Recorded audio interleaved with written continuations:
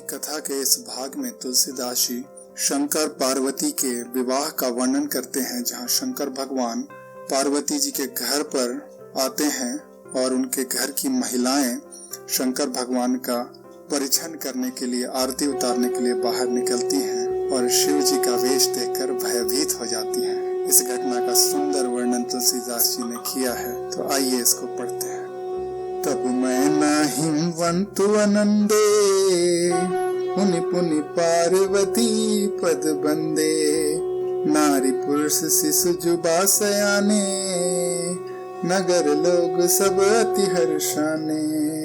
जब मैना और हिमवान आनंद में मग्न हो गए और उन्होंने बार बार पार्वती के चरणों की वंदना की, स्त्री पुरुष बालक युवा और वृद्ध नगर के सभी लोग बहुत प्रसन्न हुए।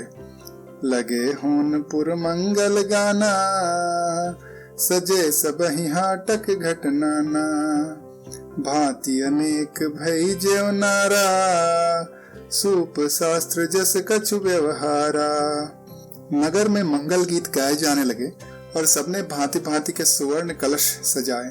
पाक शास्त्र में जैसे रीत है उसके अनुसार अनेक भांति की ज्योनार अर्थात रसोई बनी। सो ज्योनार की जाई बखानी, बसहि भवन जेहि मातु भवानी। सादर बोल सकल बराती, विष्णु विरंच देव सब जाति।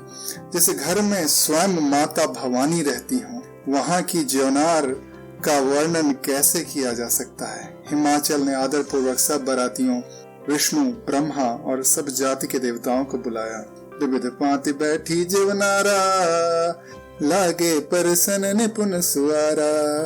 नारी वृंद सुर जेवत जानी, लग देन गारी मृदुबानी।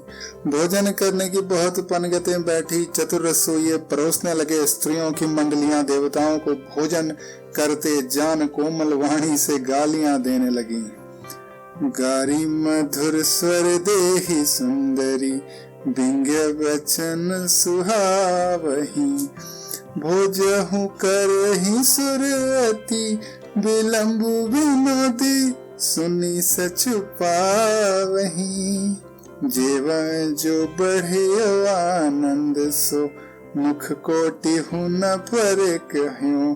अचवाई दिन है पान गवने, बस जह जाको रहियो। सब सुंदर स्त्रियां मीठे स्वरों में गालियां देने लगी और व्यंग भरे वचन सुनाने लगी।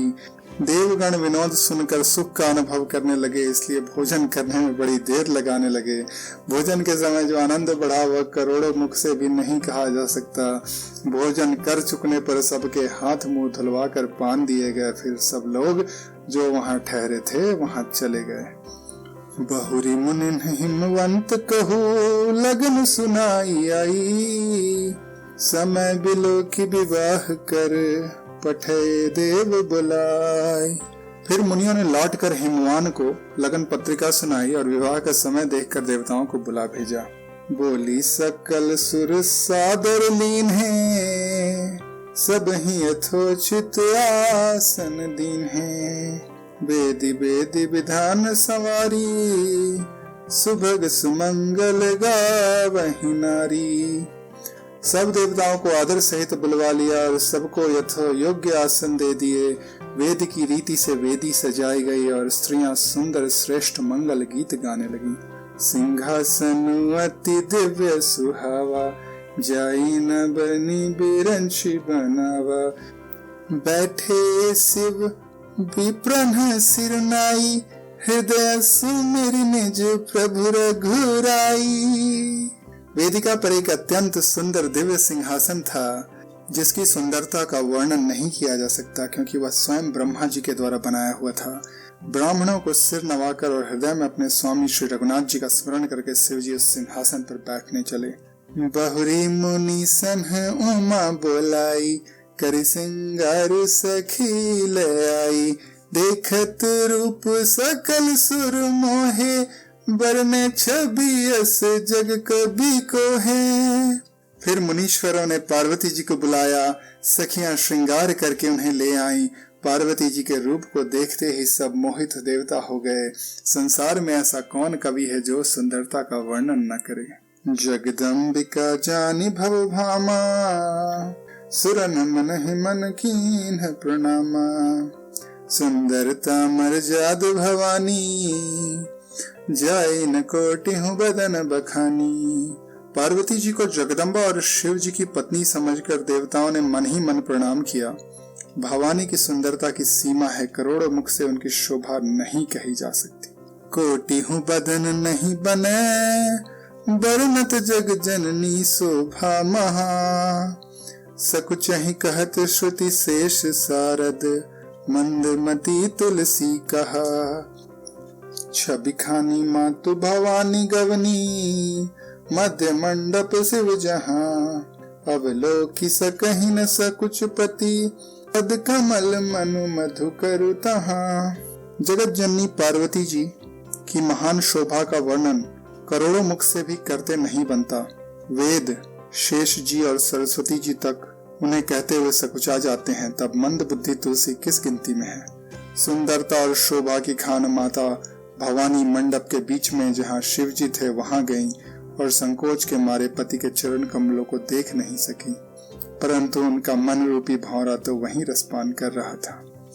मुनि अनुशासन गणपति ही, पूजो शंभु भवानी। कौसुनी संशय कर जनी, सुर अनादि जिय जानी। मुनियों की आज्ञा से शिवजी और पार्वती जी ने गणेश पूजन किया।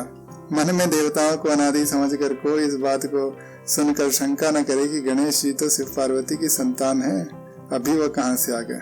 जैसी विवाह के विधि श्रुति गाई, महामुनि ने सो सब करवाई। कही गिरिश कुश कन्या पानी, भवहि समर्पि जानी भवानी। वेदों में विवाह की जैसी रीति कही गई है, महामुनियों ने वह सभी रीति करवाई। पर्वतराज हिमाचल ने हाथ में कुश लेकर तथा कन्या का हाथ पकड़कर उन्हें भवानी शिव पत्नी जानकर शिव जी को समर्पित किया। पानी ग्रहण जब कीन्ह महेशा, यहर्षे तब सकल सुरेशा। वेद मंत्र मुनिवर उच्चरहि, जय जय जय शंकर सुर करहि। जब महेश्वर शिव जी ने पार्वती का पानी ग्रहण किया, तब इंद्रादि सब देवता हृदय में बड़े ही हर्षित हुए। श्रेष्ठ मुनिगण वेद मंत्रों का उच्चारण करने लगे और देवगण शिव जी का जय जयकार करने लगे। बाजहि बाजन विविध विधाना, सुमन वृष्टि नभ भय विधि नाना। हर गिरिजा कर भयहु विवाहु, सकल भुवन भरी रहु छाहु।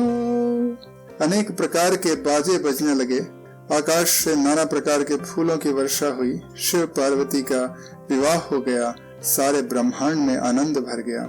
दासी दास तुरग रथ नागा, धेनु बसन मणि वस्तु विभागा। अन्न कनक भाजन भरी जाना, दाइज दिन न जाई बखाना। दासी दास रथ घोड़े हाथी गाय वस्त्र और मणि आदि अनेक प्रकार की चीजें, अन्न तथा सोने के बर्तन गाड़ियों में लदकर दहेज में दिए, जिनका वर्णन नहीं हो सकता। दाइज दियो बहु भांति पुनि, कर जोरी हिम भूधर कहियो। कादेऊ पूरन काम शंकर, चरण पंकज गही रह्यो। शिव कृपा सागर ससुर कर, संतोष सब भांति ही कियो। पुनि गहे पद पाथोज मयना, प्रेम परिपूरन हियो। बहुत प्रकार का दान देकर फिर हाथ जोड़कर हिमाचल ने कहा, हे शंकर, आप पूर्ण काम हैं, मैं आपको क्या दे सकता हूँ। इतना कहकर वे शिव जी के चरण कमल पकड़ कर रह गए। तब कृपा के सागर शिव जी ने अपने ससुर का सब प्रकार से समाधान किया। फिर प्रेम से परिपूर्ण हृदय मैना जी ने शिव जी के चरण पकड़े और कहा, नाथ उमा मम प्राण समा, गृह किंकरि करे हूँ। क्षमे हूँ सकल अपराध, अब होई प्रसन्न बर देहु। हे नाथ, यह उमा मुझे मेरे प्राणों के समान प्यारी है। आप इसे अपने घर की टहलनी बनाइएगा और इसे सब अपराधों से क्षमा करिएगा। अब प्रसन्न होकर मुझे आप यही वर दीजिए। बहुविधि शंभु सासु समझाई, गवनी भवन चरण सिरुनाई। जननी उमा बोली तब लिन्ही, लय छंग सुंदर सिख दीन्ही। शिव जी ने बहुत तरह से अपनी सास को समझाया। तब वे शिव जी के चरणों में सिर नवाकर घर गईं। फिर माता ने पार्वती को बुला लिया और गोद में बैठाकर यह सुंदर सीख दी। करेहु सदा शंकर पद पूजा, नारी धर्म पति देव न दूजा। बचन कहत भरे लोचन बारी, बहुरी लाई उर्लीन कुमारी। हे पार्वती, तू सदा शिव जी के चरणों की पूजा करना। नारियों का यही धर्म है। उनके लिए पति ही देवता है और कोई देवता नहीं।